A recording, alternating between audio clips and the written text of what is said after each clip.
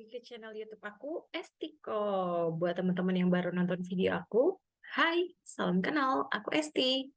Terima kasih banyak nih buat teman-teman yang sudah menonton video-video aku sebelumnya. Karena dengan dukungan teman-teman menonton video aku bisa jauh lebih konsisten dalam membuat video-video monolog atau self-talk gitu ya. Nah, mungkin di awal aku pengen informasiin juga ke teman-teman, karena memang aku juga lagi latihan public speaking nih, kalau dari teman-teman mau ada feedback, boleh banget. Kemudian juga boleh nih kalau ada masukan kayak, "Kak, record-nya jangan lewat Zoom terus dong," atau seperti apa gitu. Karena feedback dan masukan teman-teman sangat berharga buat aku ke depannya gitu ya, supaya aku bisa terus bertumbuh, belajar gitu dari pendapatnya teman-teman. Baik, bagaimana nih kabarnya teman-teman?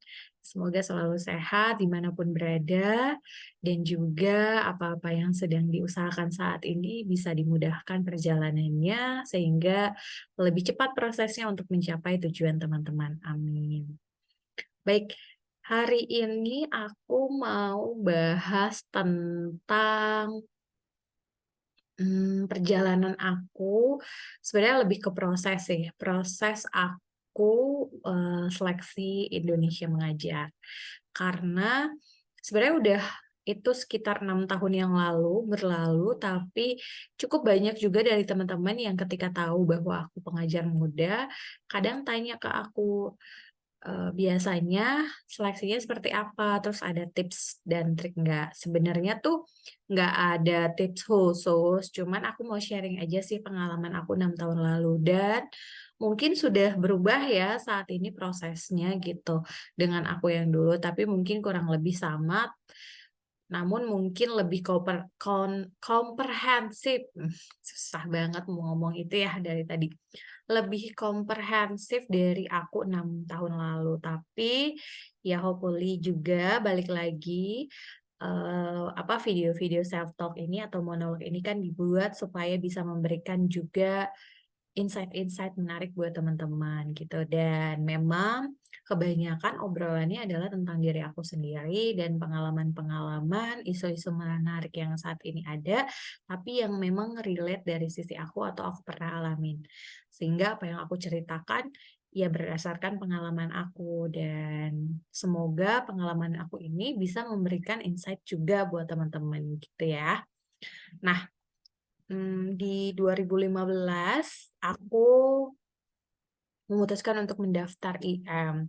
Sebenarnya ceritanya cukup menarik teman-teman, aku itu memang sudah dari lama pengen ikut IM. Sebenarnya dari sekitar semester 3 atau 4 gitu, karena memang aku ada ketertarikan terhadap anak-anak. Pada saat itu aku masuk ke BEM fakultas gitu ya. Masuk ke BEM fakultas teman-teman, di Fakultas Ekonomi dan Manajemen IPB, aku masuk ke sana dan masuk ke, divisi Feng Pengmas ya, divisi Pengmas teman-teman gitu, pengabdian masyarakat, dan di sana aku turun ke masyarakat langsung, terus juga ketemu adik-adik, dan kebetulan aku juga dapat beasiswa dari Yayasan Karya Salemba 4, dan, di situ kebetulan juga ada yang namanya Rumah Sahabat. Jadi memang dikelola oleh teman-teman dari KSE untuk mengajar adik-adik SD, TK, sampai SMA, memberikan private, free ke, sekitaran anak-anak sekitaran kampus. Nah, pada saat itu di sekitar semester 5 atau 6 aku lupa, alhamdulillah aku, diangkat menjadi kepala sekolah Rumah Sahabat gitu ya, dan membuat program-program yang menarik untuk Rumah Sahabat sendiri.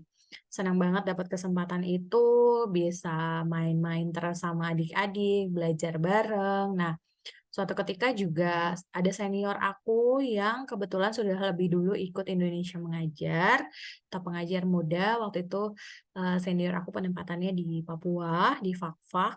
Nah, aku tuh liatin, ngikutin ceritanya beliau, terus juga apa ya, ya cerita-cerita beliau, kemudian juga perjalanan beliau di sana. Wah, kayaknya seru banget dan aku pengen banget gitu ikutan. Jadi aku mempersiapkan diri bagaimana aku bisa, ikut seleksi tersebut. Salah satu, ini syaratnya adalah kita harus lulus dulu ya teman-teman. Jadi minimal S1 dan harus sudah lulus baru bisa kita mendaftar IM. Di 2015 itu kebetulan kan biasanya, IM pembukaan pendaftaran itu 2 kali ya dalam setahun, ganjil dan genap mengikuti jadwal semester sekolah. Nah, sepemahaman aku gitu ya, mohon maaf nih kalau salah. Jadi pada saat itu aku di 2015 awal tahun itu aku masih penelitian gitu, masih menyusun skripsi dan pendaftaran itu dibuka bulan April. Bayangin teman-teman pada saat itu aku harus mengejar selesai di bulan April, minimal harus sudah sidang kan gitu. Nah, singkat cerita ya udah aku mengejar hal tersebut supaya bisa ikut IM dan sebenarnya ini ya, mmm menurut aku itu salah satu goal besar aku saat itu sehingga aku bisa menyelesaikan skripsi aku, tepat waktu gitu teman-teman. Jadi ya udah aku kebut sampai, bulan Maret tuh aku sempat sakit cacar karena bolak-balik ke tempat, perusahaan penelitian aku karena aku ambil data langsung gitu ya, bolak-balik, mungkin kecapean dan aku pada saat itu kan naik KRL gitu, jadi anak angker dan mungkin, eee, tertular di mana entah tidak tahu dan kebetulan aku belum pernah kena cacar. Nah, ya udah aku sakit kena cacar pada saat itu. Tapi walaupun aku, eee kena cacar gitu ya pada saat itu, tapi aku tetap kayak mikir, "Pokoknya aku harus selesai nih, pokoknya aku harus selesai," gitu, harus cepat selesai, skripsinya supaya aku bisa ikut pendaftaran Indonesia Mengajar gitu kan. Ya udah, karena memang, aku punya goal dan tujuan tersebut, jadi ya udah aku semangat. Nah, bulan April itu pembukaan untuk pendaftaran berkas. Cukup panjang sekitar berapa belas hari gitu ya pembukaannya, pokoknya panjang dan ya seperti, mahasiswa-mahasiswa pada umumnya, nggak tahu sih mungkin aku doang, aku emang anaknya suka mepet-mepet, deadliners anaknya. Jadi kayak 2 hari atau 3 hari sebelum penutupan gitu ya, itu tuh aku baru daftar. Mana tuh pendaftaran berkasnya cukup banyak banget dan kita harus memberikan ini, di dalamnya tuh harus ada reference gitu. Jadi kayak, eee, kita harus memasukkan kira-kira orang yang bisa merekomendasikan kita, kita tuh kayak gimana atau mendeskripsikan kita seperti apa. Nah, salah satunya tapi tentu aja ini selalu izin ya teman-teman, jadi memang aku mengedepankan adab. Kalau kita mau menyimpan nama, baik, apa namanya, nomor HP dan lain-lain di bagian reference itu, kalian harus izin dulu sama orangnya, jangan main masukin namanya aja, nanti tiba-tiba ditelepon, "Hah, siapa? Kenapa dia masukin nama aku?" Belum tentu juga dia merasa dekat dengan kita gitu ya, jadi harus izin dulu. Jadi pada saat itu aku izin sama senior aku yang kebetulan juga dia dulu di BEM fakultasku tuh di divisi yang sama gitu. Jadi memang aku udah ngefans sama dia dari lama sih sebenarnya. Eee senior aku cewek ya, yang di fak-fak ini. Nah, terus, ya udah setelah itu aku minta rekomendasi dia untuk kalau misalnya untuk pendaftaran ini dan dia mau, sama beberapa teman-teman aku yang pernah kerja bareng sama aku di beberapa organisasi aku masukin. Supaya nanti kalau tim IM telepon mereka bisa mendapatkan jawaban yang clear karena memang teman-teman aku ini sudah bekerja bersama aku. Bukan berarti harus dibagus-bagusin ya, aku nyari tuh yang memang pernah kerja bareng sama aku dan, bener-bener intens gitu sama aku. Jadi dia tahu aku orangnya seperti apa, pada saat bekerja bareng dia gimana, gitu. Sehingga tidak memberikan salah informasi. Jadi jangan yang kayak deketnya tuh nggak deket-deket banget, cuman say-say aja ketika reference karena tahu dia pernah di IM gitu ya, di Indonesia Mengajar atau jadi pengajar muda, jadi ya udah, kamu minta dia untuk, rekomendasiin kamu atau jadi referensinya kamu. Nah, tapi kan aku nggak tahu ya, misalnya maksudnya dia kan nggak tahu aku misalnya, karena nggak deket-deket banget, orang cuman saya nanti pada saat ditelepon bingung ngejelasinnya. Jadi lebih baik teman-teman cari yang memang mengenal teman-teman lebih intens gitu, baik satu organisasi, baik dia misalnya kadifnya teman-teman pada saat di BEM, fakultas, BEM, univ, pokoknya yang memang, memahami betul cara kerjanya teman-teman gitu. Jadi pada saat itu aku masukin, terus ya udah aku mengisi, bikin esai dan lain-lain, proses. Lama banget tuh proses, pengumuman administrasinya teman-teman, sampai aku kayak hopeless, aku tuh dapet apa enggak sih gitu. Jadi kayak ya udah, aku bingung kan pada saat itu, ya udahlah gitu, sambil aku nyelesain. Anyways bulan April tuh aku belum sidang BTW, baru seminar teman-teman, tapi aku udah beranikan diri untuk mendaftar gitu ya, bismillah aja gitu ya, siapa tahu ada rezekinya di sana dan dengan tekad yang kuat gitu. Aku selalu percaya sih kalau kita bertekad pasti ada jalan. Jadi kita harus bertekad yang kuat, teman-teman. Nah, pada saat itu akhirnya di bulan Juni atau Juli aku lupa, sekitar Juni Juli itu tuh ada pengumuman dari Indonesia Mengajar bahwa aku lulus seleksi administrasi. Itu baru tahap pertama, teman-teman, masih sangat jauh perjalanannya dan sangat banyak sekali tesnya pada saat itu. Dan yang mendaftar juga sangat banyak. Ini nggak lebay ya, tapi memang banyak banget yang tertarik untuk, terjun ke menjadi pengajar muda atau Indonesia Mengajar. Ya dengan goals yang berbeda-beda gitu.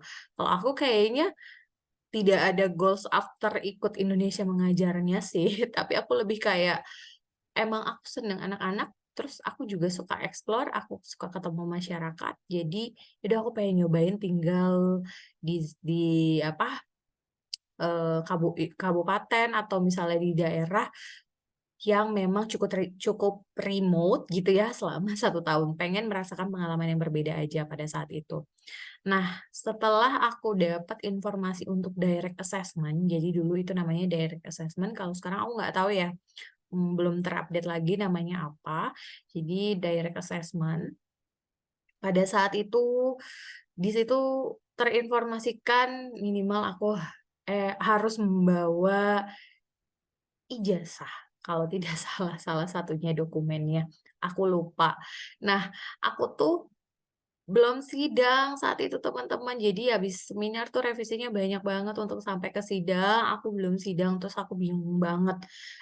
Akhirnya, aku kan dapat direct assessment yang di Jakarta dan direct assessment Jakarta ini merupakan yang pertama, kalau nggak salah pas lagi puasa deh aku direct assessment-nya pada saat itu.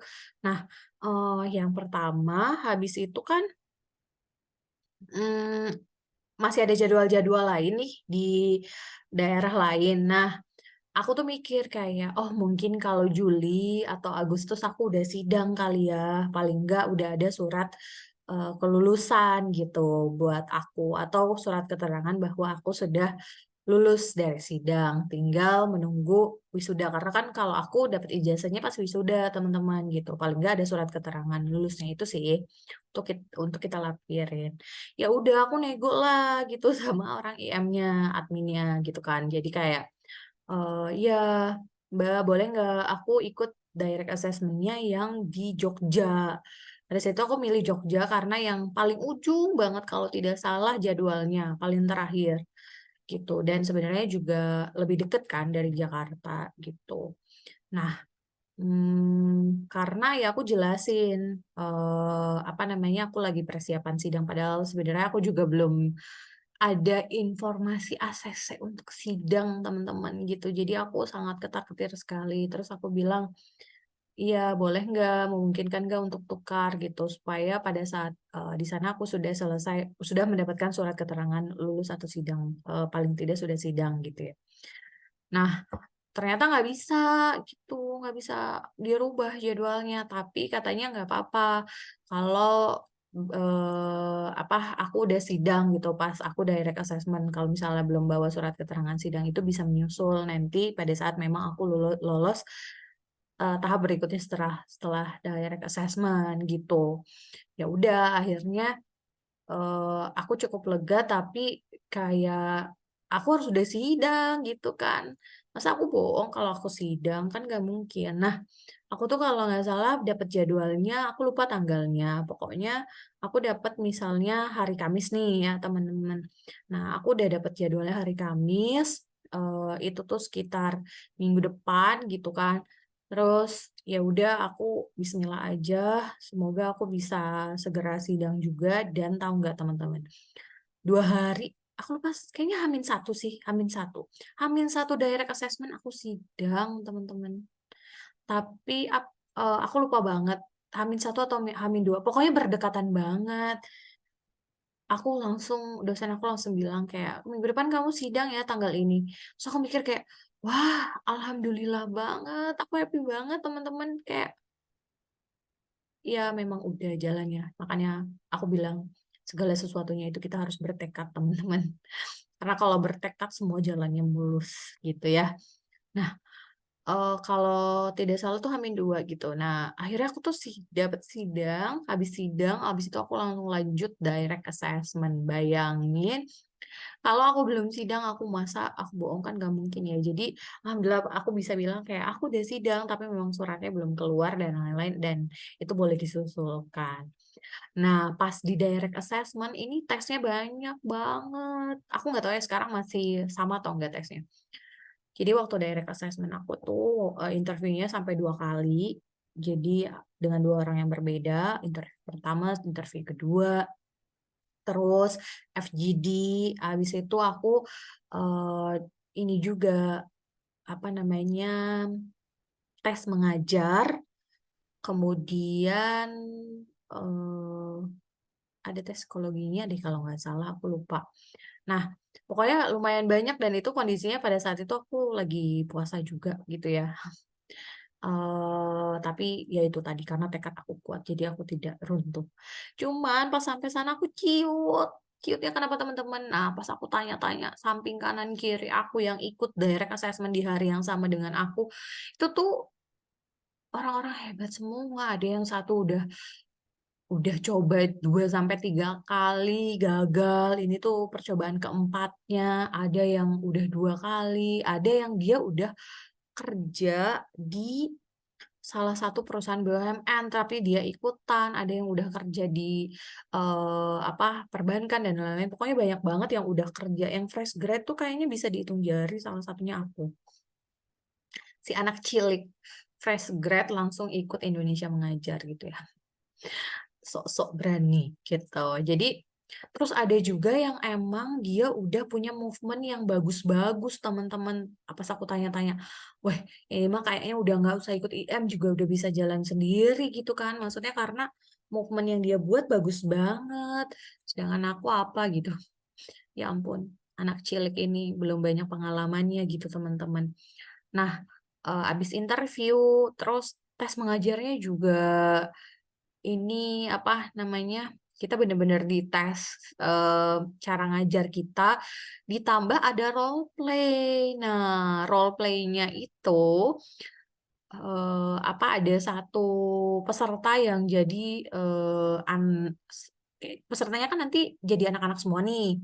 Nah, ada satu tuh yang kadang nakal atau misalnya kasus-kasus yang memang sering terjadi di penempatan-penempatan pengajar muda sebelumnya gitu. Aku tuh waktu itu dapet yang pipis mulu kayaknya bolak-balik gitu ya, atau yang nggak mau belajar lah dan segala macem gitu. Nah, tips dari aku kalau pas direct assessment teman-teman siapin semuanya, jangan lupa sarapan karena seharian banget, udah gitu pas waktu mengajarnya teman-teman bikin alat peraga, walaupun alat peraga aku pada saat itu nggak terpakai, cuma 5 menit pertama, habis itu chaos kelasnya gitu ya.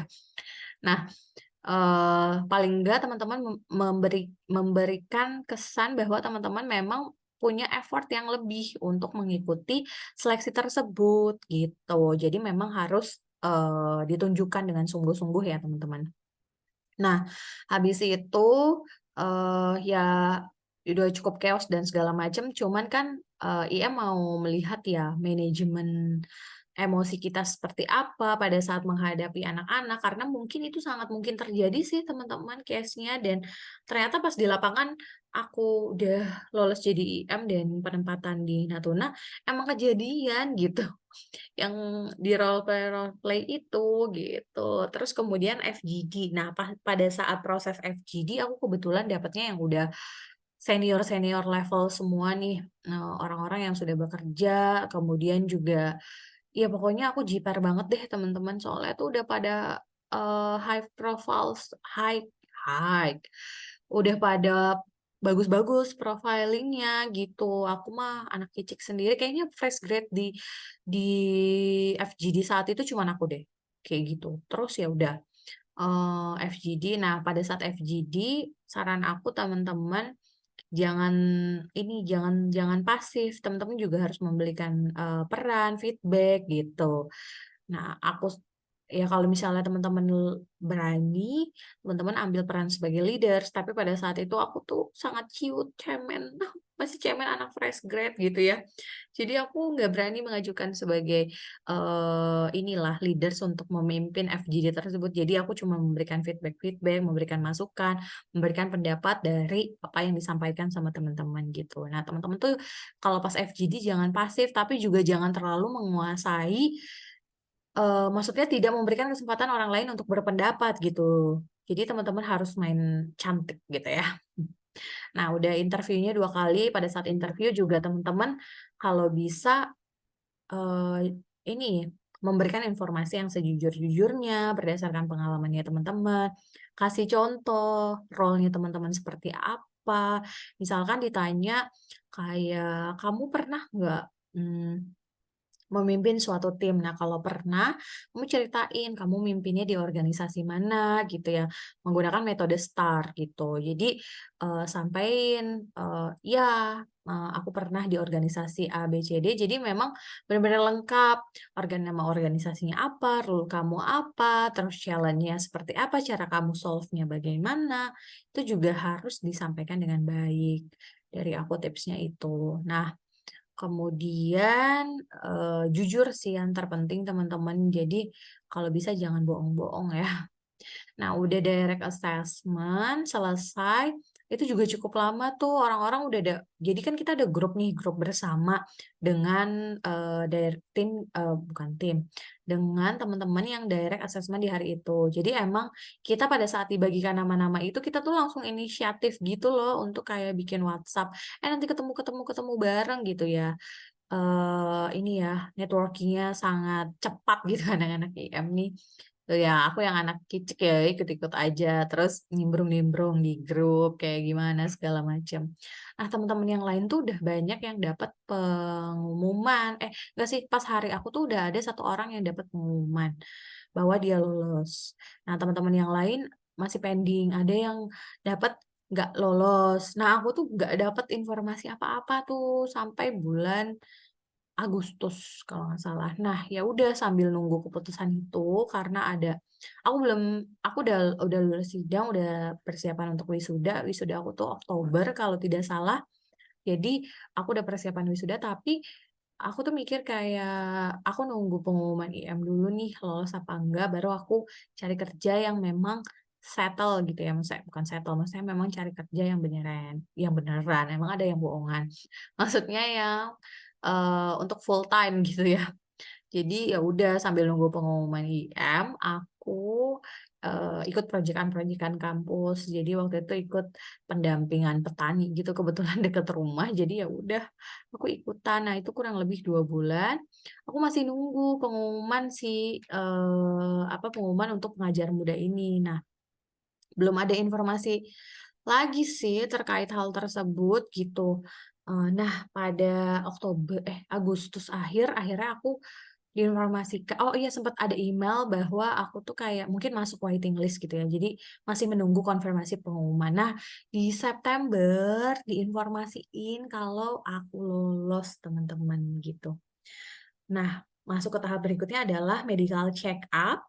Pas aku medical check up, aku nunggu lagi dan ternyata aku dinyatakan lolos masuk ke Indonesia Mengajar setelah medical check up gitu.